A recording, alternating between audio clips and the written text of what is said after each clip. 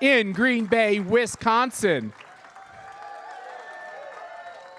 where nobody seems scared and nobody feels the burn, thank God.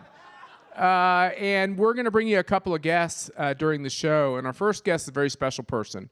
Black Lives Matter Incorporated and Antifa and what many of these radicals have been doing in our biggest cities is some pretty scary stuff. And it can make a lot of us who don't live in those cities feel like there's nothing that can be done. These cities are just going down. Young kids of color are being slaughtered on the street. Businesses are fleeing. People with money are fleeing because they fear for their safety. Crime, murder in particular, so sad. Murder is just on the loose, and all the statistics are getting worse. In the face of all this, there's a very, very virtuous and good man from Philadelphia who started a group called Black Guns Matter. And he is a black man, a fierce black man, who is teaching people in his community why America is a beautiful place, why the Constitution is our hope and not our downfall, why the Second Amendment matters, but why the First Amendment matters, and all the other amendments in our Bill of Rights. And someone who we partner with around the country, it's really my great honor to introduce to you Maj Toure. Maj, are you back there? Yeah. All right, man. You don't need it. I don't need it. Can y'all hear me without this? Can they hear me without this? Oh, I need it? Okay. What's up, y'all? Is everybody good? Okay, so it's two things. I got 14 minutes and some odd seconds. So two things here. Now, I can say the things that you want to hear, or I can challenge you. How would you like to go? Okay. How many black people are here? One in the back. Me. Two. Right? Now, obviously, Wisconsin, it's Wisconsin. Right? However, this is a CPAC conservative event. Why we have been losing ground to radicals, to leftists, to extremists, is because we are not challenging ourselves to make that demographic our demographic. Okay? Now, some of the things that I'm going to say, I was just upstairs talking with Brandon about it, right? Saturday the 22nd in Philly, right? Boom, I'm there. It's where I live. Birthplace of America. That's where I live. With that being the case, there are some challenges that we have to do because the media has done a very, very good job of making everybody in here that happens to not be black or brown or red or yellow, the media has done a very good job of painting you as racist. On one hand, you don't want to look like you're fighting against it because you're like, it's stupid, I'm not racist. On the other hand, because you're a freedom person, on the other hand, the languaging, the marketing, the branding, if you're quiet, you're complicit. And you're allowing the left media to determine your narrative. Does that make sense? So, for example, everybody see that clip with President Trump when he was like, this is my Donald Trump impression. There's very fine people on both sides, right? Remember when he said that? What did the media say he meant? Who is he talking about? The neo-Nazis, right?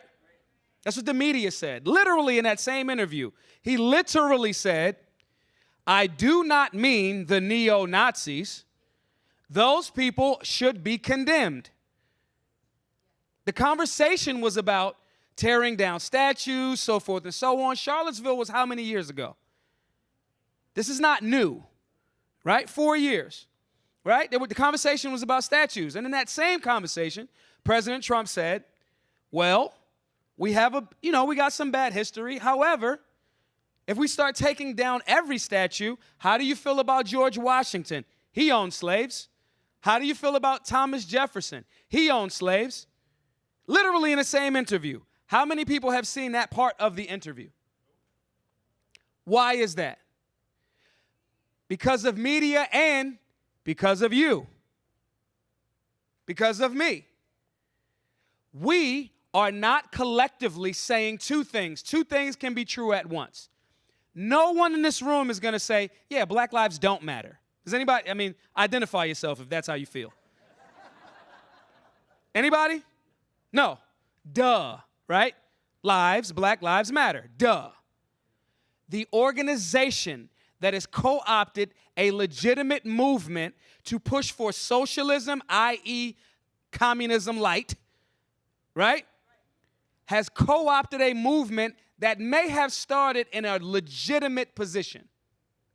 If we are not explaining that thoroughly, fully, to someone that is a victim of that same media on the other side, again, everybody in, Green Bay in the CPAC room definitely got to be racist, right? If media's told them that, and if us in this room, has not fully explained how that's not accurate, we are to blame.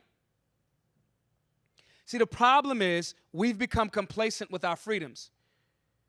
You should be. You're supposed to be. You're supposed to go, bro, it's freedom. Like, do your thing. I'm going to do my thing. That's what you're supposed to do. That only works when those freedoms and rights are reciprocated. That only works if, since the 1920s, 1930s, there wasn't an agenda to take your freedoms away and your country wasn't infiltrated by Marxists, by communists, by socialists. They were smart enough to be quieter then. Now you have elected officials that call themselves democratic socialists. You've been quiet with your freedoms, and you're getting what you're getting because you've been quiet. You are charged. Yeah, clap. That's really awesome. It's really awesome. Here comes the challenging part. Are you up to explaining every single time how I, as a white conservative, I'm doing this because race is a construct, right? Okay, so as a white conservative, are you willing to communicate the full message? I support, yes, black people in America have had a unique responsibility or interaction with America, to say the least. Duh. No one can deny the stains on our flag. Slavery happened, bro. Right? Redlining, Jim Crow, mass incarceration, the gun control literally starting as a racist tool. Literally. In Virginia. Not too far from Northam Spot now. Okay? We have to acknowledge our misdeeds while painting the picture of what we're supposed to be and what we can be again. If you are not willing to challenge yourself to have that conversation every single time, you're going to continue to lose. The reality is, as a Second Amendment advocate and activist, if we do not defend freedoms, within 50 to 100 years, your ability to own firearms will be gone. Gone. You will look like Venezuela. Okay? It just doesn't stop there, though. Your ability to get on a plane and not wear a mask if I'm not sick might be gone. We're not going to pay attention to data or stats or science. Television, media told me that you're racist. So I can't use any logic, because if I use logic, I'll be offensive to someone. If you are quiet, at a certain point, your silence becomes betrayal. You should write that down. That was really good. It's really good. Why am I saying these things to you? To challenge you. Okay? I'm saying these things because rights have to be reciprocated. You have a group of people that are our brothers and sisters on the left that are unaware, that are victimized by the same media conditioning. If we don't get to them first, we lose. We are up against a very well-financed, extremely well-organized, long-standing attempt to attack your freedoms. They are using black people's suffering in America as their piggyback.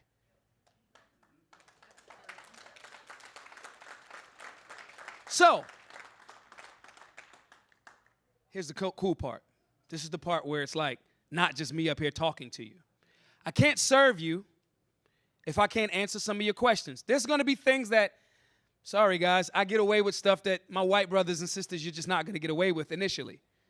It's just not. I can say, oh, I don't support Black Lives Matter. People are going to go, Maj must mean the organization, Black Lives Matter Incorporated. They're going to give me that leeway. They're not going to give you that same leeway. They picked the perfect name. It's good marketing. It's like organized chaos. If you say, I'm not down with that, you have to be able to say, the reason why I'm not down with Black Lives Matter, the incorporation, is because of the fact that they say they're for diversity of thought, but it seems as if it's been a money grab and millions and hundreds of millions of dollars have went to one particular party or campaign. I want you to, as a black person, as a melanated being, as American, as a non-melanated being, I want you to have the means to defend your life. So I want you to have a firearm to be able to protect yourself from a would-be assailant. You have to explain it fully. So here's the cool part. You guys get to ask me questions. Maj, I may not be as handsome as you. So how can I translate and say some of these things where I'm not being painted as a racist, as well as I'm getting our brothers and sisters from a different demographic, from a different mentality, we're bringing them on board with conservative and liberty principles. This is America versus socialism. You are now deputized in that fight. If you're a coward, go home. Don't come to any more CPACs. Like, turning like your American flags. I'm going to cuss a bit. Being a bitch is un-American. Okay? So, for the next 5 minutes, toss out questions. I'm going to answer them. Dan's got the mic. Because you have questions. And I know it. You don't want to look like what the media is packaging you to be. You don't. But you don't know how.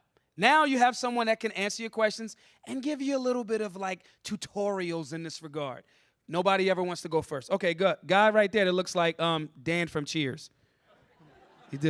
You look like, I was in Boston last week. I literally drank at Cheers. Okay, so I'm a white man who grew up. Are you? I am. Oh, okay. And I grew up in white suburbia. I lived my life in white America. Yeah. I've always had, I end up getting emotional here, a level of guilt of that. I don't know black people. Yeah. So how do I... Not be painted as the monster that the media is trying to paint you to be. Thank you, yes. I'm not racist. Right. So one, you got to deal with things head on. That's an excellent question. The reason why he's becoming emotional is because, example, we were just talking about this backstage. I was falsely accused of rape years ago. Worst, I'm handsome, so I don't have to. With that being the case, it was the worst 2 years of my life. I was being called something that I was not. Clearly, I'm not. But during that time while you fight in that case, you might be the rapist, bro. That's the worst feeling in the world. The first thing is to deal with that head on. It's going, no, that's not true. And I'm not talking about the like stereotypical, I've got black friends. No, that's not going to work either. What work are you doing for liberty and conservative values in the demographic that is not suburbia where you were raised? How can you walk that balance between, hey, I have some information that may be good for you because we're in this together? But you got to sometimes go to a community that's not yours. You also have to create liaisons with people that are from the community. It's like the mob. I don't know this guy. You co-signing for this guy? Yeah, I'm co-signing for this guy. You have to find, and I'm making myself available to everyone in here. I'll give you my phone number, my email, I don't care. If you want to do that type of work and have those conversations about genuine issues in America, you have to deal with them head on. And the first thing that you have to acknowledge is our nation, has a stain on our flag. You don't burn the flag, you acknowledge the stain. This happened. I know you weren't there. You didn't own like my ancestors, you didn't, right? The reality is there were also black slave owners. However, you have to deal with that reality hard and head on. Don't shy away from it. Don't pretend like America's perfect now. It's not. Redlining, all that other stuff, school zones, all that stuff is existing right now. These are things that we have to actively work against. Does that make sense for everybody? I got 1 minute and 30 seconds left. Can we do one more?